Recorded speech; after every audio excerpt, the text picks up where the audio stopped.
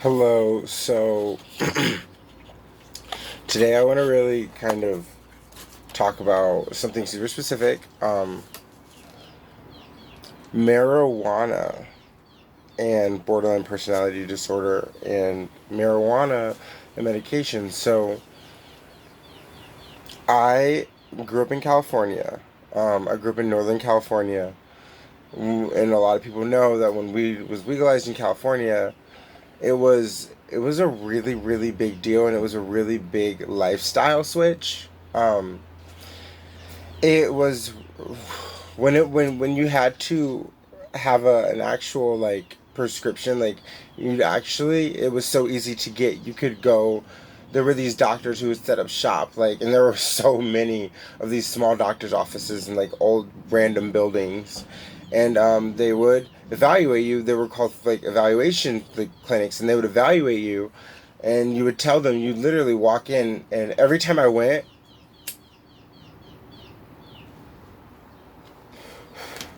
to like renew my med license, or get a new one because I hadn't used it in a while or whatever.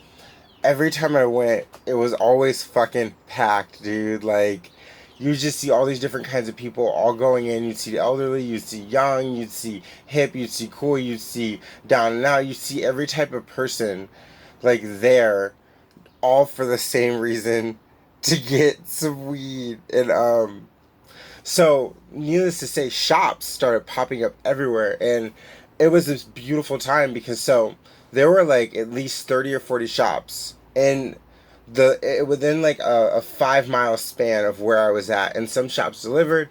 Most shops, though, you had to go in, and it was like a lengthy process, and it usually took anywhere from like 30 minutes to an hour when all this first started to really like get it going. But then within like a year or two, 2 years, it became so just a part of my everyday routine because I would know the times when the shops would be less active, and I'd be able to walk in and say hi to all of like the same. It's always the same people working all the time, and it was just really nice. Like the bud tenders and like how you really were like you felt like a valued customer. Like you'd have your own bud tender. You guys would just run through everything that you need, all the precautions, everything, and just like it was so much communication. And so I learned how to actively use weed in a really positive way. Um, I'm not your typical weed smoker.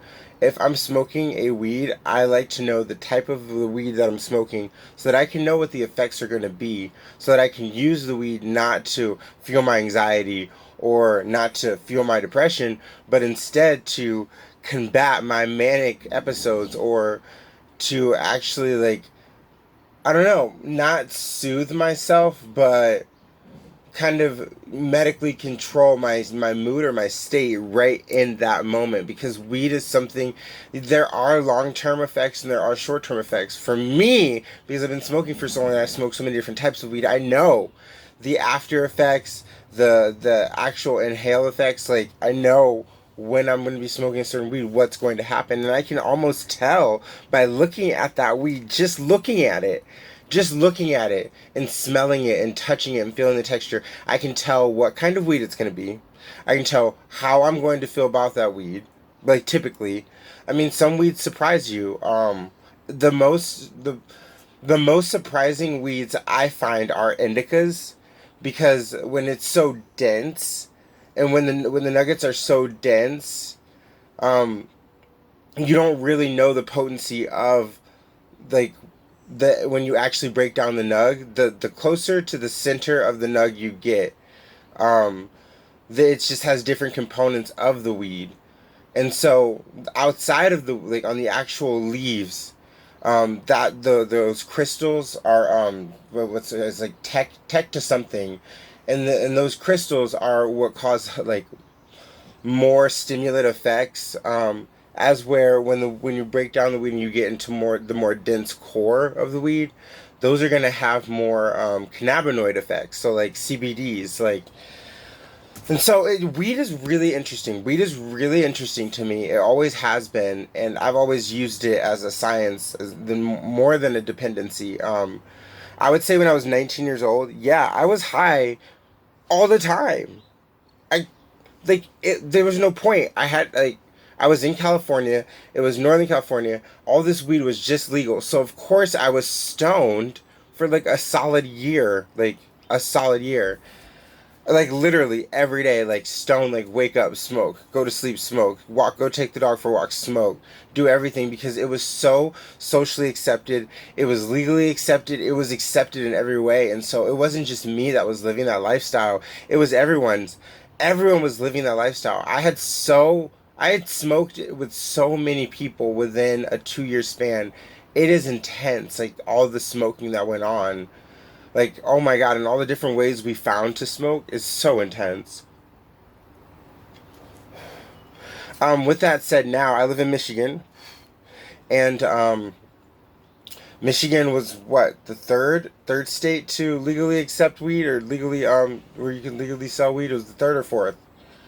I can't remember right now, but all in all, Michigan is now a place where it's socially, for the most part, socially accepted. And that's where the real strength comes in with using weed because with using weed, you have to feel comfortable. When you don't feel comfortable, everything is going to go wrong. If you're not in a comfortable environment and you have a disorder like maybe like borderline like mine, I don't feel comfortable smoking weed at a park unless I know that I am 100% safe. Um, I mean, you have to like, so say I'm on a picnic and it's I don't know. I'm somewhere where it's illegal. Well, first off, it's illegal, so I'm gonna know that me doing it could cause me to get in trouble. So, bam, I'm already worried about the picnic not being able to come to a finish because I'm getting arrested. But if it is legal and it's not socially accepted, but then I have to find a picnic spot where I'm not gonna see anyone because I don't want anyone to see it all, and it just becomes like this worrisome issue. The more like the more you put on it, the more negative connotations there are around weed. It's just like the worse it is for people who actually use it and try to use it in a positive way, if that makes any sense. And so, if everyone just accepted that weed was like this okay thing, then the more okay it would be because everyone's okayness would just calm the anxieties of all the people who maybe don't feel like it's okay just because there are the negative connotations on it. Like I literally just did a circle. I think I just did a circle. I think that was a complete circle. I haven't done one of those in a while. So I just I just think it's all on the user of the weed. You can find all different types of weed in all different types of places, but a lot of people don't know that sativas typically grow wild. The closer you get near the equator, you can find a lot of sativas around that area just growing wild, just because they do perfect in that temperature, like right by the equator. They do perfect because it's like a constant kind of like temperature, and it's like really cool. I've actually stumbled upon some naturally growing sativas. Um, and then there are the indicas. A lot of people don't know, like, a lot of our really good indicas are either, like, locally grown indoor or they're grown in Afghanistan. Afghanistan accounts for, like, it was a heavy percentage. It was, like, 30 or 40% of, like, the indica that, like, is, like, kind of sourced around the world. Just because they have the perfect they have the perfect climate to grow indicas outdoors, and so therefore it's easier to do. If anyone who smokes weed knows, if you've ever grown, the easiest way to do it that's going to be most cost effective is if you can grow outdoors. And that takes a lot of like figuring out exactly when you plant, exactly what's going on. You really got to watch the weather. It's just like any other plant. But if you grow indoors, you have to really drop a lot of money on setting up and making sure you have the right home environment for your babies.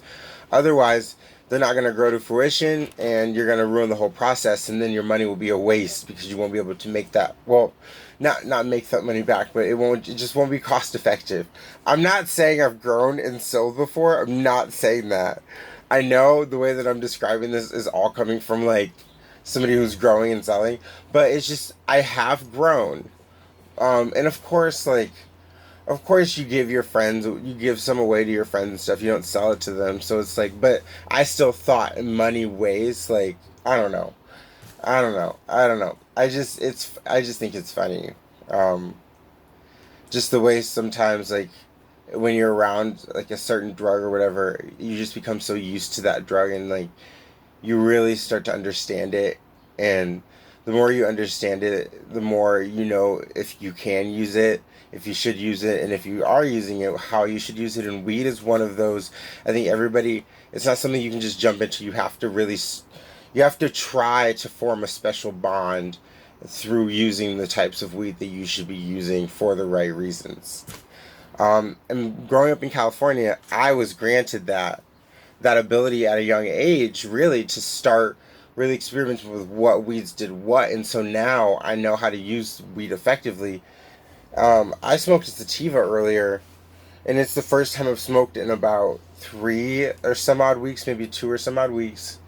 And and the effects of the sativa have just been everything I thought they would be. I've gotten a lot of things done, but like also at the same time, I've been able to like plan and do things more with more, I guess,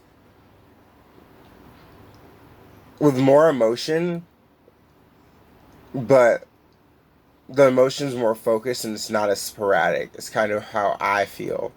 I still feel really intensely about whatever is going on or what's happening. Like I still have borderline personality disorder, but it's like it's more focused on one thing at a time as opposed to feeling all these different emotions at a time. But then again, it's only because I'm using the sativa while I'm doing stuff. If I were to be using the sativa and then laying down, I might start to feel anxious. You know, it's so because I'm just sitting there and I'm watching something maybe, and maybe that something is triggering something else, but also just the simple fact that I would be sitting while smoking a sativa is really gives me anxiety, just because the fact that if you're smoking a sativa, you should be doing something active. People could smoke sativas and then go for a run. It's something too that all weed affects your brain after. So you get 23 seconds after you inhale, and the weed starts to actually affect your brain. So don't forget that. And then with that, that's where you get the effects. All right, you know what? I'm done now. I've talked about weed long enough. All right, bye.